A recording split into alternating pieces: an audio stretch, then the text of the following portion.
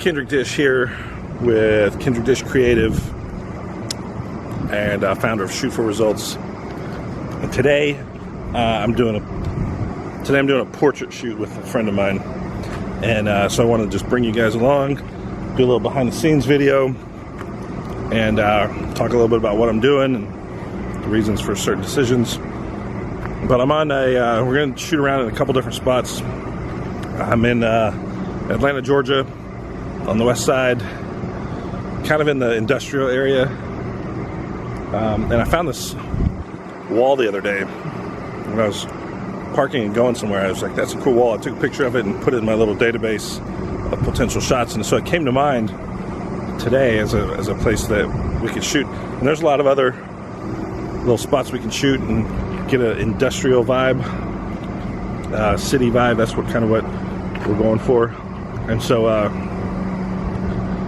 that's the plan. So one of the things I'm going to set up is with the light. I brought my strobe kit, and I want to use a beauty dish for this one, just because the beauty dish has such nice light for portraits, and because we're kind of doing this like ghetto style here with no assistant and no permit, and we could get kicked off this property anytime. I want to keep the gear to a minimum, so one light, and I think the beauty dish is the right choice for that.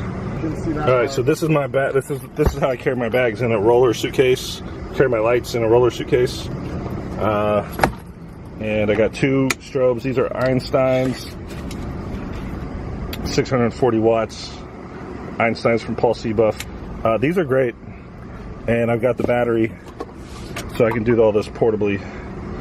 Don't have to worry about plugging in. So that's how I do this. Okay, so the Einstein goes on the light stand. This battery goes on the light stand like this. Just tighten that. And that provides some weight. That provides some weight on the light to keep it from tipping over. So this actually isn't like a proper beauty dish. This is a beauty dish sold by Paul Buff, and it doesn't have the middle reflector right now. So it's just kind of like right now it's serving as a big giant reflector. But I like to put this sock on here, the diffusion sock, and it still provides really nice light. It's a little more direct than the beauty dish. So these are the wireless transmitters and receivers. So you just pop this into there, and then you power this guy on. I think my batteries are dead on this thing, which is fine because I've had it for a long time and the batteries have lasted me a long time. But the lesson here is always carry extra batteries.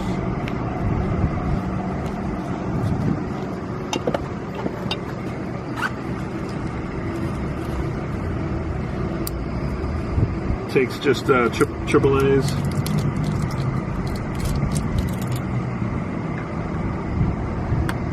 All right, Cyber Commander. I got the new batteries in. This is a Cyber Commander. This is great because this is one of the few that, when I bought it anyway a few years ago, was sort of on the cheaper side, but also you can control the light itself from the top of the camera, from the remote. And so that's what I really liked about this setup. So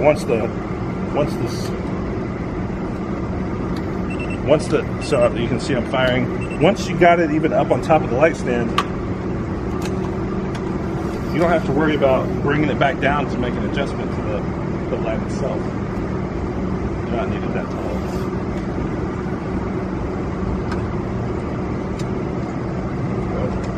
Alright, so I can actually control the intensity of the light via this remote. You can see that I can fire from there. So let me go ahead and I don't have it set up exactly how I'm going to light it yet. Let me get the camera. Let's start doing some testing. Rolling. So today's camera, what I'm shooting on is the Fuji X-T2. I'm going to swap to the long lens. This is what I usually carry on there is the 16 to 55.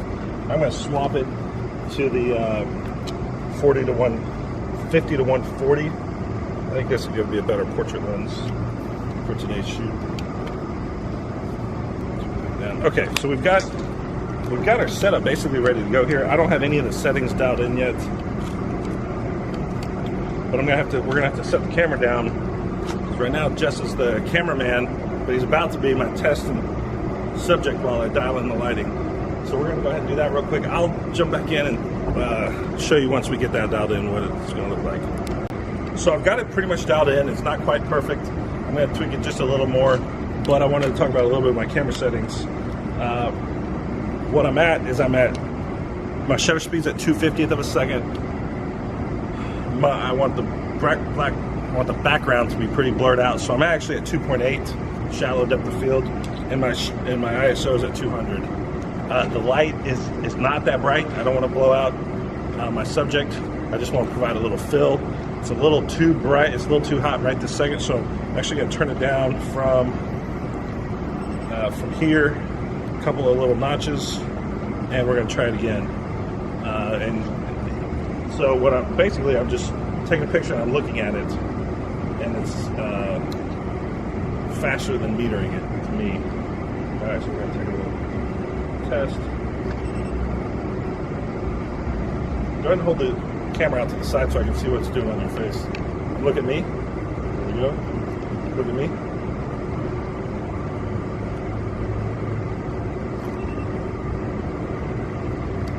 Okay.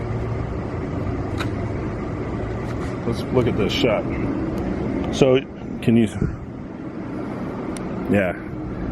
How do I focus? You can focus with a touch. Oh, nice. All right, you guys can see that. It is pretty good exposure. I probably will leave it at that. I always shoot raw. On the Fuji right now, I'm on classic chrome film emulation, which is my favorite. And on this lens, I've got the optical image stabilization on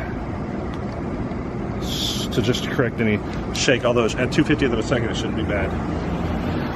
So that's it. I think we'll shoot some shots, get a couple different angles. I'll carry this thing around, and we'll get a whole bunch of things around in here. But that's where you going, man? Oh. That's gonna be our photo shoot for the afternoon, and then we'll tear all this down and we'll go chase the light and get some nice evening golden hour sunset shots as well. We got some. We ended up getting some goofy ones.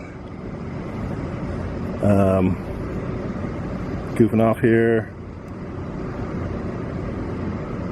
and then being silly.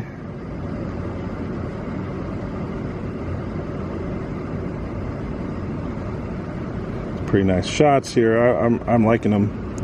Experimenting with the light, and then just doing some angles and stuff like that. So I feel good about what we got right now. I feel good about what we got. I'm gonna throw this in the car, and we're gonna go chase some real sunlight. We'll keep it posted. We ended up taking a little bit too long on the studio strobe lighting shoot to get the natural light. The sun went down, and we missed it. I don't think there's anywhere I can get to that is going to have the natural light I was looking for. So I think we just finished. I think we're done. We'll hunt a little bit more, but I think I blew it, which sometimes happens. But I'm happy with what we got. So that's cool. More in when we get back to the studio and I start processing these. Doing a little vlog for the YouTube channel. I don't want your wet shorts, man.